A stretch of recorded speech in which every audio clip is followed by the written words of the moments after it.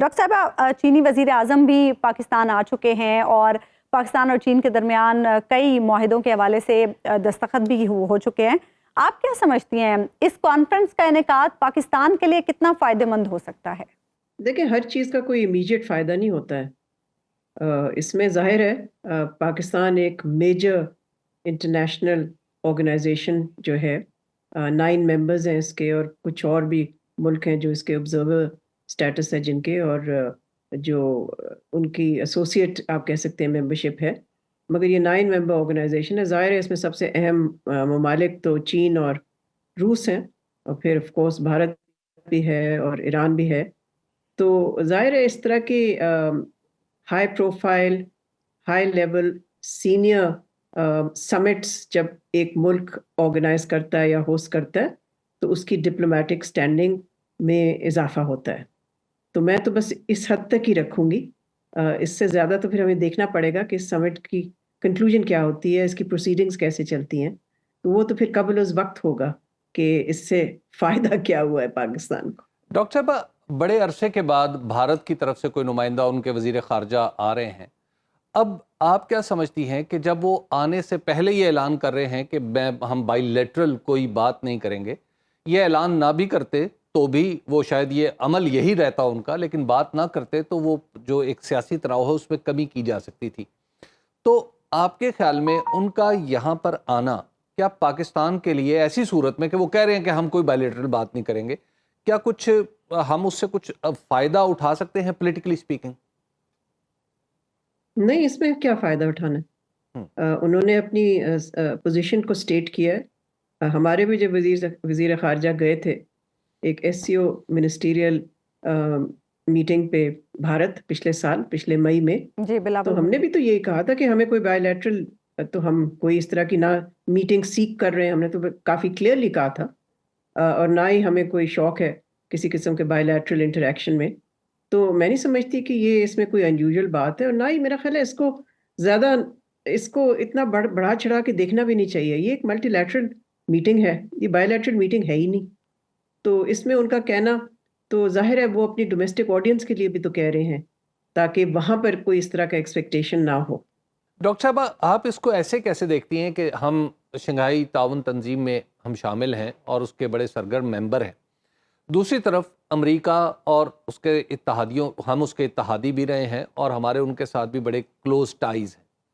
کیا پاکستان کے سامنے اس کانفرنس کے بعد کہیں ایک دفعہ پھر وہ بیلنس، کوشچن آف بیلنس تو نہیں آ جائے گا؟ میں نہیں سمجھتی کہ کوئی اس طرح کا ایشو آئے گا پاکستان کے لیے. بہت سارے اور ملک بھی ہیں جو کہ مغربی ممالک کے ساتھ بھی ان کے تعلقات ہیں، اور چین اور روس کے ساتھ بھی ہیں. تو یہ کوئی نئی چیز تو نہیں ہے، کوئی انوکھی چیز تو نہیں ہے. بھارت کے ہیں، ٹرکی کے ہیں، سعودی عربیہ کے ہیں. تو یہ کوئی پاکستان کوئی ایکسیپشن تو نہیں ہے کہ ایک ملٹی لیٹرل فورم آرگنائز کر کے بہت ہی بڑا کوئی بیلنس کا چیلنج آ جائے گا. اس طرح کی کوئی ایسی چیز نہیں. دوسرا یہ کہ دیکھیں، یہ بیلنس کا لفظ مجھے سمجھ نہیں آیا آج تک. بیلنس آپ کرتے ہیں ایکویولنٹ کنٹریز کے درمیان. ہماری جو ترجیح ہے، اسٹریٹجک پرائیورٹی ہے، وہ چائنا ہے، اور ہمارے ہاں مغرب کے ساتھ تعلقات ہیں، لیکن ہم کوئی زیرو سم گیم نہیں کھیلتے ہیں. وہ بھی برقرار ہیں اور چین کے ساتھ بھی ہمارے برقرار ہیں. تو میں نہیں سمجھتی کہ ایک ایس سی او کی ایک سمٹ میٹنگ کنوین کرنے سے کوئی بہت ہی بڑا چیلنج پاکستان کو فیس کرنا پڑے گا. کوئی ایسی بات نہیں ہے. بہت سارے ملک اور بھی، یہ بھی جیسے میں نے کہا، بہت سارے ملک اس طرح کی میٹنگز آرگنائز کرتے ہیں، اور دونوں طرف، ایسٹ اور ویسٹ، دونوں طرف کے ممالک جو ہیں ان سے تعلقات بھی برقرار رکھتے ہیں، تجارت بھی کرتے ہیں، سفارتی انگیجمنٹ بھی رکھتے ہیں. Nothing unusual. اچھا ڈاکٹر صاحب، آپ کیا سمجھتی ہیں ایس سی او کے جو رکن ممالک ہیں، اگر ہم ان کے آپسی اختلافات کو مد نظر رکھیں تو کیا کچھ لوگوں کو لگتا ہے کہ شاید اس طرح سے اس تنظیم کی جو افیکٹونیس ہے وہ کم ہو سکتی ہے؟ کیا ایسا ہو سکتا ہے؟ دیکھیں، اس کے جو 2 بڑے ممالک ہیں جو اس کے ممبر ہیں، جو سب سے اہم ممبرز ہیں، وہ روس اور چین ہیں. ان کے درمیان تو اس طرح کا کوئی نہیں ہے تناؤ. اگر آپ کا اشارہ بھارت اور پاکستان کی طرف سے ہے تو اس طرح کے ملٹی لیٹرل آرگنائزیشن میں اول تو ہم لیڈنگ ممبرز نہیں ہیں. اس کے لیڈنگ ممبرز میں نے آپ کو بتا دیے، وہ ہیں چین اور روس. پھر یہ کہ اس طرح کے فورمز میں آپ باہمی یا بائیلیٹرل ایشوز نہیں ریز کر سکتے، تو پھر تو کوئی سوال نہیں پیدا ہوتا کہ انڈیا پاکستان کے جو ٹینشنز ہیں وہ کسی طرح سے اثر انداز ہوں گے ایس سی او پہ. پہلے بھی ایس سی او کی میٹنگز ہوتی رہیں، کچھ بھی نہیں ہوا. اس میں کیا انڈیا پاکستان کی ٹینشن سے کیا وہاں ڈکلیریشن نہیں ہوئی بالکل. کیا ان کی کوئی ڈس ایگریمنٹ ہوئی وہاں؟ نہیں. جو جنرل پرنسپلز ہیں جس پہ کہ یہ جوائنٹ اسٹیٹمنٹس وغیرہ ایشو ہوتے ہیں، کمیونیکیز ایشو ہوتے ہیں، اس میں کوئی میں نے تو کبھی بھی نہیں دیکھا کہ پاکستان انڈیا کے درمیان کوئی اس طرح کی ڈس ایگریمنٹ آئی ہو جس کی وجہ سے وہ کمیونیکے ایشو نہ ہوا ہو یا وہ رک گیا ہو یا اسٹیل میٹ ہو گیا ہو. نہیں، اس لیے کہ یہ جیسے میں نے آپ کو پہلے بتایا کہ یہ ملٹی لیٹرل آرگنائزیشن ہے، اس میں بائی لیٹرل ایشوز کا دخل نہیں ہوتا اور نہ ہی اجازت ہوتی ہے. اچھا، ایس سی او کو اگر ہم دیکھیں تو ایس سی او میں خاص طور پر پاکستان کے حوالے سے ایک تبدیلی نظر آ رہی ہے. وہ یہ ہے کہ روس نے حال ہی میں طالبان، جو افغان طالبان ہیں، ان کو کہا ہے کہ یہ ہمارے پارٹنر ہیں اگینسٹ ٹیررزم. دوسری طرف چائنا بھی افغانستان کے اندر کافی انویسٹ بھی کر رہا ہے اور وہاں پر ایک نئے کوریڈور کی بات بھی، کوریڈور تو خیر اس کو کیا بھی کہیں، کم از کم راستے نکالنے کی بات ہو رہی ہے جو چائنا اور افغانستان کو جوڑ دیں گے. روس اور چائنا جو ایس سی او کے جیسے آپ نے کہا کہ مرکزی کردار ہیں، یہ دونوں افغانستان کے بارے میں اس سے ڈیفرنٹ ویو رکھتے ہیں جو ویسٹ رکھتا ہے. تو کیا ہم بھی یہ سمجھے کہ اب ہمیں بھی اس طرف جانا چاہیے؟ ہم تو پہلے ہی سب سے زیادہ انگیج کرتے ہیں طالبان کے ساتھ. یہ کس نے کہا کہ ہم نہیں کرتے؟ ہماری ایمبیسی کھلی ہوئی ہے وہاں، ہماری تجارت چل رہی ہے ان کے ساتھ. ہاں یہ ضرور ہے کہ ہمارے پچھلے 2 سال سے تعلقات جو ہیں وہ بہت ہی چیلنجنگ رہے ہیں اور ابھی بھی ہیں ٹی ٹی پی کی وجہ سے. اس لیے کہ آپ کو معلوم ہے وہاں سے ٹی ٹی پی آپریٹ کر رہا ہے افغان سرزمین سے، اور پاکستان نے کوشش یہ کی ہے کہ ان کو کسی طرح سے آمادہ کریں طالبان اتھارٹیز کو کہ اس کو کنٹین کریں، کنٹرول کریں، ڈی موبلائز کریں، ڈس اسمبل کریں، جو بات انہوں نے ابھی تک نہیں مانی. تو میں نہیں سمجھتی کہ کوئی اتنا زیادہ تضاد ہے پاکستان کے اپروچ میں اور روس اور چین کے اپروچ میں. دیکھیں، ہر ملک کے انٹرسٹ ڈفرینٹ ہوتے ہیں، سو ہر ملک کی ایکویٹیز ایک ریلیشن شپ میں مختلف ہوتی ہیں. تو ایک یونیفارم تو نہیں ہوتا نا کہ جی ہمارا بالکل وہی رسپانس ہو جو کہ چین کا ہے، ان کا وہی رسپانس ہو جو روس کا ہے. روس کے اور ہیں انٹرسٹ وہاں، چین کے اور ہیں، ہمارے اور ہیں، اور ہم تو ہمسائے ہیں. تو ایک طرف سے یس ہمارے ریلیشنز میں چیلنجنگ ایشوز ہیں، مگر ساتھ ساتھ انگیجمنٹ تو چل رہی ہے نا. انگیجمنٹ تو کبھی بند نہیں ہوئی اور نہ ہی آج ہوئی ہے. ابھی تک تجارت تو کہیں سے زیادہ ہے بلکہ، اور مختلف قسم کے کانٹیکٹس کنٹینیو کرتے ہیں. یہ ضرور ہے کہ ہماری حکومت اور ہماری اتھارٹیز ناراض ہیں طالبان لیڈرشپ سے بیکاز انہوں نے ہماری بات نہیں مانی. مگر اس کا مطلب یہ نہیں کہ ریلیشن شپ جو ہے وہ کولیپس کر گئی ہے یا بریک ڈاؤن ہو گیا ہے. وہ تو ہم پاکستان افورڈ ہی نہیں کر سکتا، نہ افغانستان افورڈ کر سکتا ہے. سو ٹینشنز ہیں، بریک ڈاؤن نہیں ہے. لیکن ڈاکٹر صاحب پریڈکٹیبل بھی تو نہیں ہے نا ہم دونوں کے ریلیشن. یکا یک ہم فائر کرنے لگتے ہیں، یکا یک ہمارے بیانات تلخ ہو جاتے ہیں، کبھی ہم بارڈرز بند کر دیتے ہیں. تو کسی بھی آرگنائزیشن میں جب دونوں ملک شامل ہوں تو وہاں پر یہ تو نہیں ہو سکتا کہ وہاں پہ یعنی اس طرح کے انپریڈکٹیبل تعلقات ہوں کہ پتہ ہی نہ چلے کہ ایک ٹرک نے جانا ہے وہ آج گزرے گا بھی یا نہیں. تو کیا یہ سچویشن کچھ ٹھیک کرنے میں ہماری مدد ہو سکتی ہے چائنا اور روس کی طرف سے؟ ہمارے جو تعلقات افغانستان کے ساتھ ہیں وہ صرف باہمی طور پہ ریزالو ہو سکتے ہیں. ہمیں ہر دفعہ باہر نہیں دیکھنا چاہیے. میں سمجھتی ہوں یہ عادت ہمیں چھوڑ دینی چاہیے. یہ ہم پچھلے 70 سال سے یہ کر رہے ہیں.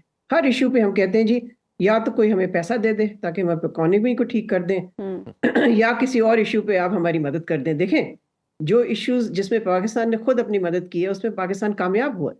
مثال کے طور پہ پاکستان کا جوہری پروگرام، اس میں تو ہم نے کسی کو نہیں کہا تھا کہ آئیں جی ہماری مدد کریں، ہمارا بنا دیں ہمارا نیوکلیر بام.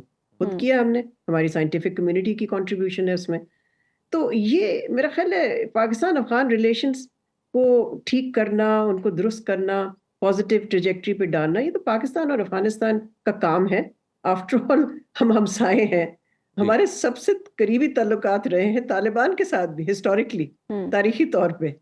تو اگر ہم باہر والوں کو کہیں گے تو پھر ہم کہاں کے رہ جاتے ہیں؟ پھر اتنے کمزور ملک ہیں ہم کہ ہم اپنے طور پہ کسی سے بات ہی نہیں کر سکتے، اور وہ بھی ہمارے سے چھوٹا ملک، ہمارے سے کمزور ملک. اس کے لیے بھی ہمیں ایک اور ملک کی ضرورت ہے؟ بالکل بھی نہیں. میں تو بالکل اس کی I mean, I would not agree with this at all. یہ اپروچ تو بالکل ہی میرے نظر میں تو درست لیکن نہیں ہے. ہماری عادتیں خراب ہیں نا، اس لیے ہم توقع کرتے ہیں کہ کوئی نہ کوئی آئے اور ہمارے درمیان بیٹھے. اچھا ڈاکٹر صاحب یہ بتائیے گا کہ پاکستان کا جو سیاسی ماحول ہے اس وقت، وہ بھی ڈیفینیٹلی اس کے بارے میں بھی ظاہر ہے سارے سفارتکار یہاں پر موجود ہیں اسلام آباد میں، وہ یہاں کے سیاسی ماحول کو بھی دیکھتے ہیں. چند دن پہلے احتجاج بھی ہو رہا ہے اسلام آباد کے اندر، کنٹینر بھی رکھے گئے، سب چیزیں سب نے دیکھی. کیا یہ ہمارا احتجاج جو ہمارا اندرونی سیاسی ماحول ہے، کیا وہ بھی کسی درجے میں ہماری اس ملٹی لیٹرل انگیجمنٹ پر اثر انداز ہوتا ہے؟ کیونکہ ہماری حکومت تو یہ سمجھتی ہے کہ اس طرح کی جو کوشش ہوئی پی ٹی آئی کی طرف سے، وہ دراصل ایس سی او کی اس میٹنگ کو تباہ کرنے کے لیے تھی. دیکھیں صرف ایک سمٹ اور ایک میٹنگ کی بات نہیں ہے. اب پاکستان کے بارے میں جو پرسیپشن ہے بین الاقوامی سطح پہ، انٹرنیشنل پرسیپشن جو ہے، وہ ظاہر ہے اس وقت دیکھتا ہے یا اس پہ مبنی ہے کہ پاکستان کے اندر کیا ہو رہا ہے، جس کی آپ نے نشاندہی خود کی کہ سیاسی طور پہ ہم یکجہتی ہمارے ہاں نہیں ہے، پولیٹیکل ٹرموائل ہے، اکنامکلی ہم ویک ہیں، ہماری خارجہ پالیسی اس وقت اس پہ مبنی ہے کہ کون ہمیں کتنا پیسہ دے گا اور کون ہمارا جو لون ہے وہ رول اوور کرے گا. تو دیکھیں ایک سمٹ کی بات نہیں ہے نا، یہ تو بہت سارے ایشوز ہیں جس سے کہ انٹرنیشنل کمیونٹی کا ایک پرسیپشن بنتا ہے ہمارے بارے میں. تو یہ اس پہ پھر گورنمنٹ کو بھی اپنے ایکشنز پہ نظر ثانی کرنی چاہیے. یعنی کہ 12 دن پہلے ایس سی او میٹنگ سے آپ پکڑ دھکڑ کریں گے، آپ لوگوں کو جیلوں میں ڈالیں گے، آپ ایک ریلی نہیں ہونے دیں گے سیاسی. تو ان کو، حکومت کو اپنے آپ سے یہ سوال پوچھنا چاہیے نا کہ یہ ماحول کون خراب کر رہا ہے. ٹھیک ہے اپوزیشن کو بھی ذمہ داری کا مظاہرہ کرنا چاہیے، اس میں تو کوئی شبہ نہیں ہے، اور دیکھنا چاہیے کہ ایسے وقت پہ ان کو ذرا صبر و تحمل سے کام لینا چاہیے. مگر گورنمنٹ دیکھیں زیادہ رسپانسبلٹی، ذمہ داری تو گورنمنٹ پہ آتی ہے نا. ایک ماحول کریٹ کرنے کے لیے زیادہ ذمہ داری ہمیشہ گورنمنٹ پہ ہوتی ہے، چاہے کوئی بھی گورنمنٹ ہو وہ. تو اس حوالے سے تو میں سمجھتی ہوں کہ گورنمنٹ کو بھی دیکھنا چاہیے تھا کہ پولیٹیکل پیس، وہ کہتے ہیں جی it takes two to make peace, takes two hands to clap. تو ایک طرف سے تو نہیں ہو سکتا نا صرف. اچھا ڈاکٹر دونوں صاحب طرف سے آئی تھنک کوشش ہونی چاہیے کہ ایسا ماحول بنائے جس سے صرف ایک میٹنگ کی بات، جیسے میں نے پہلے کہا، اٹس مور کہ جی آپ کے بارے میں باہر کے لوگ سمجھتے کیا ہیں، سوچتے کیا ہیں آپ کے بارے میں. تو ظاہر ہے وہ امپریشن کوئی پازیٹیو تو نہیں ہو سکتا اگر آپ ڈیوائیڈڈ ہیں، اگر آپ کے یہاں پولیٹیکل ٹرموائل ہے، اکنامکلی ویک ہیں، بیگنگ بول آپ کی سفارتی اسٹریٹجی کا اہم حصہ ہے. تو ان ساری چیزوں کو تو ہمیں ٹھیک کرنے کی ضرورت ہے. تو میں تو یہی کہوں گی کہ دیکھیں سمٹ چاہے جو بھی ہو، چاہے کتنے ملکوں کا ہو، جو بھی آ رہا ہو، اصل چیز یہ ہے کہ اپنا گھر تو ٹھیک کر لیں.